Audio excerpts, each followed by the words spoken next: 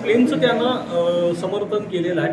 मराठा समाजाबद्दल तो त्यानं अपशब्द काढलेला आहे। अशा व्यक्तीला मुख्यमंत्र्यांनी ताबडतोब अटक न करता त्याला सरकार पाठीशी घालते, त्याला 5:30 वाजता त्याचा वकील येऊन त्याला जामीन मिळून जातो। म्हणजे सरकार त्याच्यावर कडक कारवाई करायला अपयशी ठरले असं म्हटलं तर चुकीचं ठरणार आणि मुख्यमंत्र्यांना आम्ही याचा जाब नक्की विचारणार। कारण आता एका गुन्ह्यात जरी त्याला अटकपूर्व जामीन अंतरिम जामीन मिळाला असला तरी नागपूरमध्ये त्याच्यावर गुन्हा दाखल झाला आहे, तो सुद्धा कोल्हापूर पोलिसांच्याकडे वर्ग झालेला आहे, त्यामुळे त्याच्यात अटक करू शकते। एका बाजूला प्रशांत पोलीस त्याला अटक करायला जातात आणि तो स्वतःचा व्हिडिओ करून सोशल मीडियावर व्हायरल करतो। हा काय प्रकार आहे? आणि व्हायरल करत असताना त्या नालायक माणसाची नैतिकता नाही आहे की शिवाजी महाराजांच्या बद्दल मी चुकीचं बोललो आणि माफी मागावी। म्हणजे हार घालतोय आणि मी रायगडवर एवढ्या वेळा तू रायगडवर गेला असतील त्याच्या पण 10 वेळेला आम्ही गेलेलो आहे, गड किल्ल्यावर आम्ही फिरतोय, तू काय सांगतोस तो आम्हाला की रायगडवर गेलो म्हणून? तुझी नैतिकता तुझा वाटली नाही की मी शिवाजी महाराजांच्या बद्दल अपशब्द काढला, छत्रपती शिवरायांचं मी माफी मागावी त्या व्हिडिओमध्ये, असं वाटलं नाही?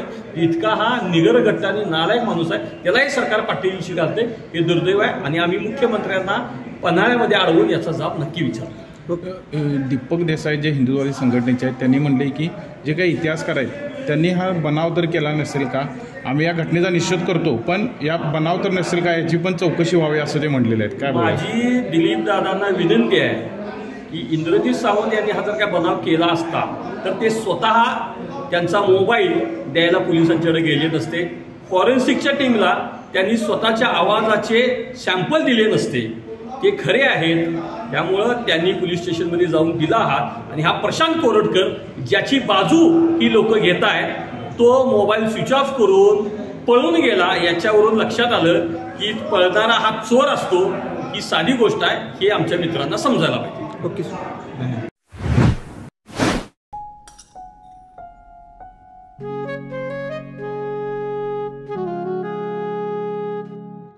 बाबा आज येताना बासुंदी घेऊन या ना। अगं कालच आपण आईचा वाढदिवस होता म्हणून आणली होती ना।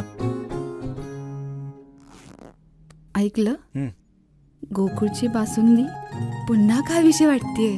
खरं सांगू, मलाही खावीशी वाटतेय। पुन्हा पुन्हा खावीशी वाटणारी गोकुळ बासुंदी।